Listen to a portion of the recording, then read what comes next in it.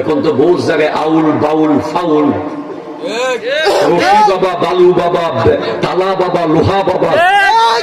কথা জোরে বলেন, ঠিক কিনা জোরে বলেন। শরিয়াত তরিকতের কোনো বাস বিচার নাই, কোনো কিচ্ছু নাই, নামাজ নাই, কিচ্ছু নাই। এগুলো নাকি ওলি, নামাজ পড়ে না সে আবার কিসের ওলি? সে আন্তর্জাতিক টাক্কা ভণ্ড, ঠিক কিনা জোরে বলেন।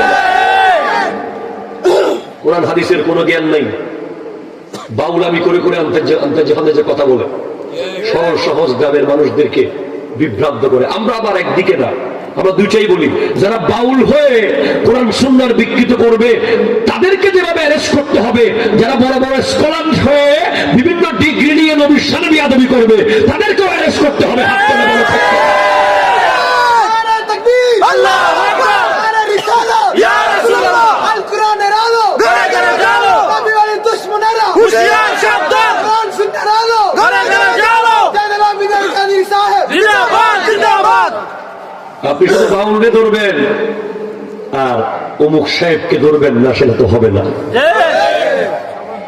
যতই স্মার্ট হোক আর যতই দেখতে আনস্মার্ট হোক, যার কলবে নবীর মোহাব্বত আছে, যার ভিতরে আল্লাহর প্রতি আদব আছে, নামাজ আছে, রোজা আছে, হজ আছে, যাকাত আছে, ঈমান আছে, ইসলাম আছে, সুন্নাহ আছে, সে আমাদের মাথার তাজ হয়ে থাকবে।